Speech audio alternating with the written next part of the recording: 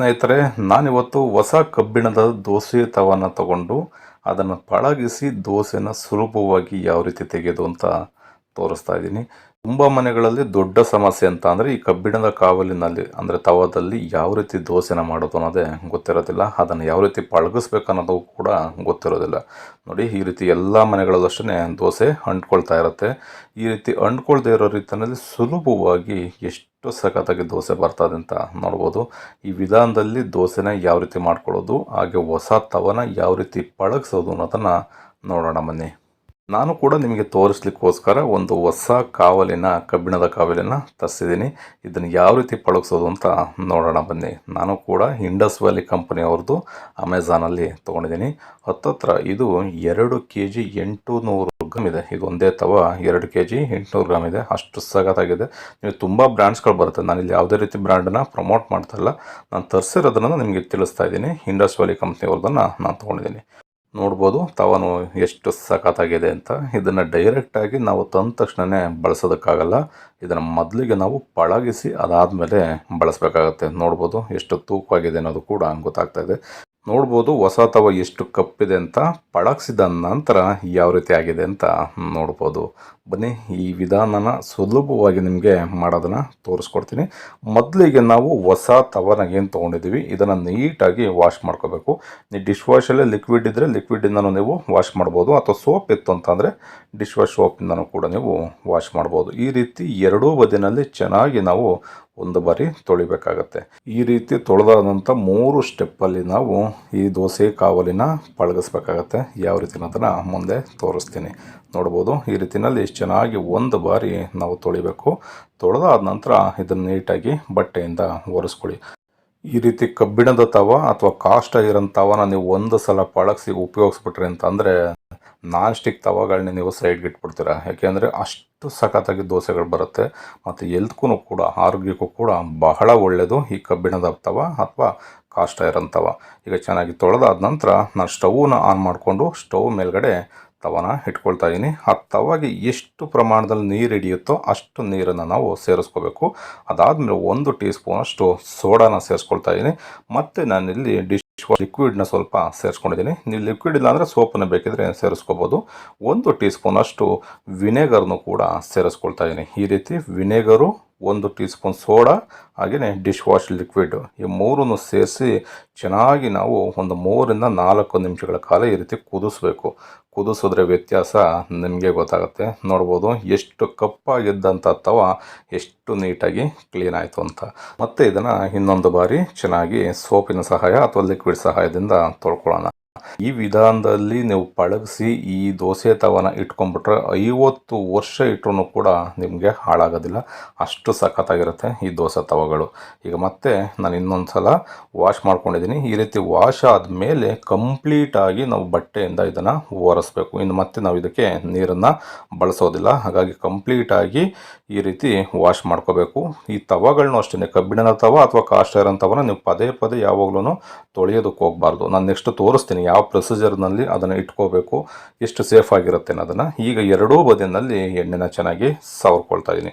ಈ ರೀತಿ ತವಾಗಿ ಎರಡೂ ಬದಿನಲ್ಲಿ ಸವರಿ ಆದ ನಂತರ ಇದನ್ನು ಮತ್ತೆ ನಾವು ಸ್ಟವ್ವನ್ನು ಆನ್ ಮಾಡಿ ಸ್ಟವ್ ಮೇಲ್ಗಡೆ ಒಂದು 2 ರಿಂದ 3 ನಿಮಿಷ ಕಡಿಮೆ ಊರಿನಲ್ಲಿ, ಲೋ ಫ್ಲೇಮ್ನಲ್ಲಿ ಅಥವಾ ಮೀಡಿಯಂ ಫ್ಲೇಮ್ನಲ್ಲಿ ಹೀಟ್ ಆಗಲಿಕ್ಕೆ ಬಿಡಬೇಕು. ತುಂಬ ಜಾಸ್ತಿ ಕಪ್ಪಾಗೋವರೆಗೂ ತವನ ಹೀಟ್ ಮಾಡೋದಕ್ಕೆ ಹೋಗ್ಬೇಡಿ. ಮೀಡಿಯಂ ಊರಿನಲ್ಲಿ ಹೀಟ್ ಮಾಡಿಕೊಂಡು ಈ ರೀತಿ ಸ್ವಲ್ಪ ಸ್ವಲ್ಪ ಎಣ್ಣೆನ ಮೇಲ್ಗಡೆ ಸ್ಪ್ರೆಡ್ ಮಾಡ್ಕೊಳ್ತಾ ಇರಬೇಕು. ಅದು ಕಂಪ್ಲೀಟಾಗಿ ತವ ಆ ಎಣ್ಣೆನ ಹೀರ್ಕೊಳ್ಳುತ್ತೆ. ಹೀಟಾಗಿ ಸ್ವಲ್ಪ ಹೀರ್ಕೊಳ್ಳುತ್ತೆ. ಅದಾದಮೇಲೆ ನಾವು ಒಂದು ಈರುಳ್ಳಿನ ಕಟ್ ಮಾಡಿ ಇದರ ಮೇಲ್ಗಡೆ ಚೆನ್ನಾಗಿ ರೋಸ್ಟ್ ಮಾಡಬೇಕು. ಈರುಳ್ಳಿನೂ ಅಷ್ಟೇ ಕಂಪ್ಲೀಟಾಗಿ ಕಪ್ಪಾಗಬೇಕು. ಅಲ್ಲಿವರೆಗೂ ಕಡಿಮೆ ಊರಿನಲ್ಲೇ ಈರುಳ್ಳಿನ ಚೆನ್ನಾಗಿ ಇದರ ಮೇಲ್ಗಡೆ ರೋಸ್ಟ್ ಮಾಡಿ, ಆವಾಗ ಕಬ್ಬಿಣದ ತವ ಏನಿದೆ ಆ ಮೇಲ್ಗಡೆ ಏನಿದೆ ಆ ರಷ್ಟೆಲ್ಲ ಹೋಗಿ ಫುಲ್ಲು ನೈಸ್ ಆಗಿಬಿಡುತ್ತೆ. ತವ ಈ ರೀತಿ ನೈಸ್ ಆಯಿತು ಅಂತಂದರೆ ದೋಸೆಗಳು ಅಷ್ಟೇ ನಿಮಗೆ ತುಂಬ ಈಸಿಯಾಗಿ ಎದ್ದೇಳುತ್ತೆ. ಇವಾಗ ಈರುಳ್ಳಿ ಚೆನ್ನಾಗಿ ರೋಸ್ಟ್ ಆಗಿದೆ, ಇದನ್ನು ಸಪರೇಟಾಗಿ ತೆಗೆಯೋಣ. ಮತ್ತು ಈರುಳ್ಳಿ ಬೇಯಿಸಿ ಕಪ್ಪಾಗಿರೋದನ್ನು ಸೋಡಾ ಮತ್ತು ವಿನೆಗರು ಸ್ವಲ್ಪ ನೀರನ್ನು ಬೆರೆಸ್ಕೊಂಡು ಅದನ್ನು ಮತ್ತೆ ಕ್ಲೀನ್ ಮಾಡ್ಕೊಳ್ಳೋಣ. ಈ ರೀತಿ ಕ್ಲೀನ್ ಮಾಡ್ಕೊಂಡಾದ ನಂತರ ನಾವು ದೋಸೆನ ಹಾಕಬೇಕಾಗತ್ತೆ. ದೋಸೆ ಹಾಕೋದಕ್ಕಿಂತ ಮುಂಚೆ ತವಾಗೆ ನಾವು ನೀಟಾಗಿ ಎಣ್ಣೆನ ಸವರ್ಕೊಂಡು ಮಧ್ಯಮ ಊರಿನಲ್ಲಿ ಇಟ್ಕೊಂಡು ದೋಸೆನ ಹಾಕಬೇಕಾಗತ್ತೆ. ನಿಮಗೆ ದೋಸೆ ಹಾಕಿದ ತಕ್ಷಣ ದೋಸೆಗಳು ಬರೋದಿಲ್ಲ, ಅದು ಪಳಗಿಸ್ಲಿಕ್ಕೆ ತುಂಬ ವಿಧಾನಗಳಿದೆ. ಈ ರೀತಿ ಈರುಳ್ಳಿ ಸಹಾಯದಿಂದನೇ ನಾವು ಚೆನ್ನಾಗಿ ಉಜ್ಜಬೇಕು. ಎಷ್ಟು ಚೆನ್ನಾಗಿ ಉಜ್ತೀರ ಅಷ್ಟು ನೈಸಾಗಿ ತವ ಬರುತ್ತೆ. ಅದಾದಮೇಲೆ ನಾವು ದೋಸೆನ ಇದ್ರ ಮೇಲ್ಗಡೆ ಹಾಕಬೇಕಾಗುತ್ತೆ. ಈ ರೀತಿ ದೋಸೆ ಹಾಕಿದ ತಕ್ಷಣ ಒಂದು 3-4 ದೋಸೆ ಮಿನಿಮಮ್ ಅಂದರೆ 3-4 ದೋಸೆ ಕಿತ್ತೋಗ್ಬಿಡುತ್ತೆ. ಈ ರೀತಿ ಅಂಟ್ಕೊಂಡು ಕಿತ್ತೋಗುತ್ತೆ. ನೀವು ಎಷ್ಟು ಸಾಧ್ಯನೋ ಅಷ್ಟು, ಎಷ್ಟು ಬರುತ್ತೆ ಅಷ್ಟು, ತುಂಬ ಜಾಸ್ತಿ ಕೆರೆದು ತೆಗಿಯೋದಕ್ಕೆ ಹೋಗಬಾರ್ದು. ಅದೇ ನಿಮಗೆ ತೆಗಿಬೇಕಾದ್ರೆ ಎಷ್ಟು ಸಾಧ್ಯ ಅಷ್ಟು ಬರುತ್ತೆ, ಅಷ್ಟನ್ನು ತೆಕ್ಕೊಂಡು ಮತ್ತೆ ಸ್ವಲ್ಪ ಎಣ್ಣೆನ ಹಾಕ್ಕೊಂಡು ಈ ರೀತಿ ಈರುಳ್ಳಿನ ಜೊತೆಯಲ್ಲಿ ಚೆನ್ನಾಗಿ ಉಜ್ಜಿ ಒಂದು 3-4 ದೋಸೆ ನಾವು ಮಿನಿಮಮ್ ಅಂದರೂ ಹಾಕಲೇಬೇಕಾಗತ್ತೆ. ಆ 3-4 ದೋಸೆ ಕಿತ್ತೋದ ನಂತರ ಅದಾದಮೇಲೆ ಒಂದೊಂದೇ ದೋಸೆಗಳು ನಿಮಗೆ ಎದ್ದೇಳ್ತಾ ಬರುತ್ತೆ. ಬನ್ನಿ ಅದನ್ನು ಕೂಡ ನೋಡ್ಕೊಳ್ಳೋಣ. ಎರಡನೇ ದೋಸೆನೂ ಕೂಡ ಹಾಕಿದ್ದೀನಿ, ಅದು ಕೂಡ ಅಂಟ್ಕೊಳ್ತಾ ಇದೆ. ಈ ರೀತಿಯಲ್ಲಿ ಎಷ್ಟು ಬರುತ್ತೋ ಅಷ್ಟು ನೀವು ತೆಗೆದುಬಿಡಿ. ನೀವು ಈ ರೀತಿಯಲ್ಲಿ ಒಂದೊಂದೇ ದೋಸೆನ ತೆಗಿತಾ ನಿಮಗೆ ಹಳೇದು ಏನು ಅಂಟ್ಕೊಂಡಿತ್ತು ಅದನ್ನು ಕೂಡ ಈಸಿಯಾಗಿ ಬರ್ತಾ ಹೋಗುತ್ತೆ. ನಿಮಗೆ ಎಷ್ಟು ಸಾಧ್ಯನೋ ಅಷ್ಟು ತೆಗೀರಿ. ಅದಾದಮೇಲೆ ಅದೇ ಬಿಡ್ತಾ ಬಂದುಬಿಡುತ್ತೆ, ನಿಮಗೆ ದೋಸೆನ ಆಗ್ತಾ ಬಿಡ್ತಾ ಬರುತ್ತೆ. ಮತ್ತು ನಾನು ಎಣ್ಣೆನ ಈರುಳ್ಳಿಯಿಂದ ಚೆನ್ನಾಗಿ ಉಜ್ಕೊಳ್ತಾ ಇದ್ದೀನಿ. ಆಲ್ರೆಡಿ ಒಂದು 4 ದೋಸೆ ನನಗೆ ಕಿತ್ತೋಗಿದೆ. ಈಗ 5ನೇ ದೋಸೆ ನಿಮ್ಗೆ ಹಾಕೋದನ್ನು ತೋರಿಸ್ತಾ ಇದ್ದೀನಿ. ಈ ರೀತಿ ಹಾಕ್ಕೊಂಡು ಒಂದು ಲೆಡ್ಡನ್ನು ಕ್ಲೋಸ್ ಮಾಡಿ ನೀವು ಪ್ರತಿ ದೋಸೆಗೂ ಮೇಲ್ಗಡೆ ಎಣ್ಣೆ ಹಾಕಲೇಬೇಕು. ನಿಮ್ಗೆ ಅದಾದಮೇಲೆ ಎಣ್ಣೆ ಕಾವಲಿ ಚೆನ್ನಾಗಿ ಪಳಗ್ಬಿಡ್ತು ಅಂದರೆ ಆಮೇಲೆ ನಿಮಗೆ ಎಣ್ಣೆನ ಅದು ಕೇಳೋದಿಲ್ಲ, ಈಸಿಯಾಗಿ ಬಿಡುತ್ತೆ. ನೀವು ಪ್ರತಿ ಸಲ ಹಾಕಬೇಕಾದ್ರೂ ಅಷ್ಟೇ ಎಣ್ಣೆನ ನೋಡಿ ಈ ರೀತಿ ಮೇಲ್ಗಡೆ ಹಾಕಬೇಕು. 5ನೇ ದೋಸೆ ನಮಗೆ ಈಸಿಯಾಗಿ ಬರ್ತಾ ಇದೆ. ಈ ರೀತಿ ಒಂದೊಂದೇ ದೋಸೆಗಳನ್ನ ಹಾಕಿ ಪಳಗಿಸಿ ಅದಾದ ನಂತರ ನಾವು ದೋಸೆನ ತೆಗಿಬೇಕಾಗತ್ತೆ. ಈ ರೀತಿ ದೋಸೆ ಯಾವಾಗ ಚೆನ್ನಾಗಿ ಬರುತ್ತೆ ಅದಾದಮೇಲೆ ನಾವು ದೋಸೆ ಕಾವಲಿನ ನೀಟಾಗಿ ಕ್ಲೀನ್ ಮಾಡ್ಕೋಬೇಕು. ಮತ್ತೆ ನೀರಿನಿಂದ ವಾಶ್ ಮಾಡೋದಕ್ಕೆ ಹೋಗಬಾರ್ದು. ಈ ಈರುಳ್ಳಿ ಏನಿದೆ ಈಗ ನಾನು ತೋರಿಸ್ತಾ ಇದ್ದೀನಲ್ಲ, ಈ ಥರ ಈರುಳ್ಳಿ ಸಹಾಯದಿಂದ ನೀಟಾಗಿ ಅದನ್ನು ಒರೆಸಿ ಒಂದು ಬಟ್ಟೆನಲ್ಲಿ ಆ ಎಣ್ಣೆನೆಲ್ಲ ತೆಗಿಬೇಕು.